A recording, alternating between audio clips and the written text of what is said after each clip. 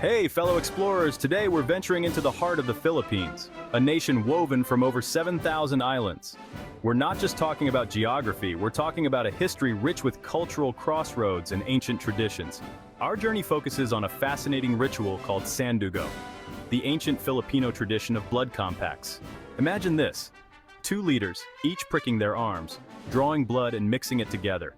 This powerful act symbolized unity, brotherhood, and the forging of alliances. Sandugo wasn't just a handshake, it was a sacred vow. It meant you were bound to the other person, sharing not just blood but loyalty, trust, and mutual support. These compacts played a pivotal role in pre-colonial Philippines, shaping alliances and influencing trade. Today, we're going to dig into three specific Sandugo events that occurred during the arrival of the Spanish in the 16th century. These events offer a glimpse into a complex period of Philippine history, where ancient traditions met the forces of colonialism. Let's get started. Before the Spanish galleons ever reached Philippine shores, these islands were already bustling with activity. Forget any notion of a single unified nation. The archipelago was a tapestry of independent communities called barangays. Think of them as small, self-governing units, each with its own ruler, known as a datu. These barangays weren't isolated, they were connected by intricate webs of trade. Goods flowed between islands, and along with them, ideas and cultural influences. Diplomacy was crucial. Alliances were formed, often through marriages between ruling families or, you guessed it, blood compacts. This brings us to the heart of our exploration, the Sandugo. This ritual wasn't unique to the Philippines. Similar practices existed in other parts of the world, but in the Philippines, the Sandugo held deep cultural significance. It was a testament to the value placed on kinship, loyalty, and the spoken word. Little did the people of the Philippines know that this sacred ritual would soon play a pivotal role in their history as a nation. The year 1521 marked a turning point in Philippine history. Ferdinand Magellan, a Portuguese explorer sailing for the Spanish crown, landed on the islands. Enter Miguel Lopez de Legazpi, a Spanish conquistador who arrived on the island of Cebu. Legazpi opted for a more diplomatic approach. On March 16, 1565, Legazpi participated in a Sandugo ceremony with Raja Sikatuna. The pact allowed the Spanish to establish a base in Cebu. The Sandugo of Bohol wasn't an isolated event. Legazpi saw the strategic value of these blood compacts. Securing local leaders' loyalty was crucial for Spanish ambitions. Weeks after Bohol, Legazpi was on Leyte. He met Raja Tupas, who agreed to a Sandugo. This pact on April 27, 1565, mirrored Bohol's. It was a pledge of friendship and recognition of Spanish sovereignty. The Sandugo became a tool for Spanish colonial legitimacy. The Leyte Sandugo solidified Spanish influence. It showed Legazpi's skill as a negotiator. Echoes of Unity, Marinduque, 1660.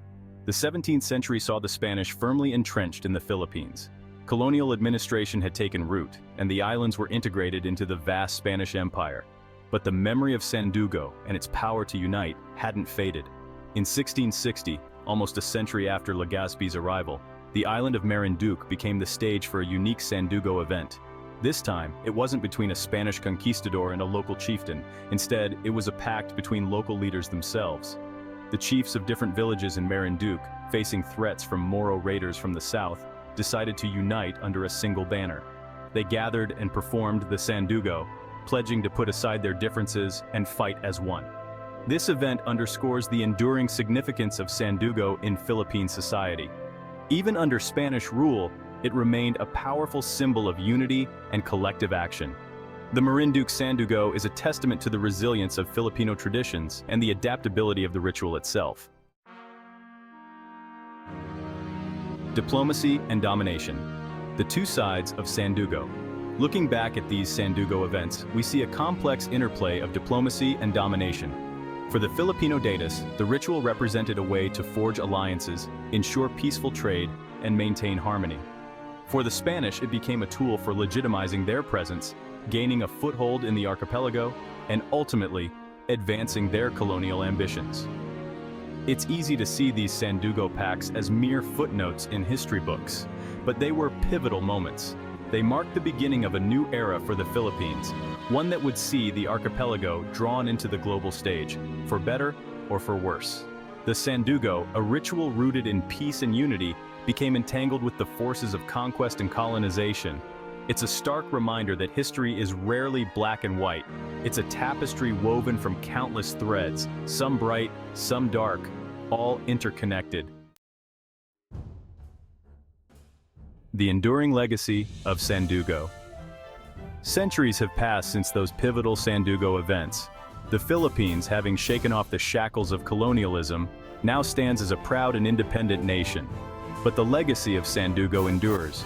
It's woven into the fabric of Philippine identity, a reminder of the nation's rich history and the enduring power of unity.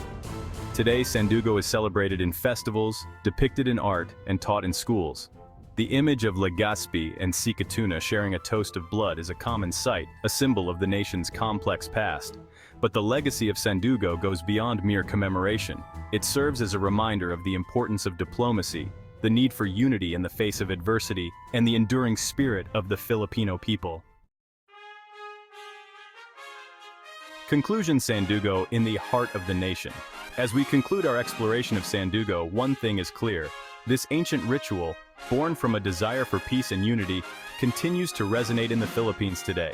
It's a reminder that even in the face of colonialism, the spirit of cooperation and the power of shared traditions can endure. The story of Sandugo is a story of the Philippines itself, a nation forged from diverse cultures, shaped by historical forces, and united by a shared past. So, the next time you hear the word Sandugo, remember, it's not just a historical footnote. It's a symbol of the enduring spirit of the Philippines, a nation built on ancient bonds, tested by time, and forever striving for unity. Until next time, keep exploring.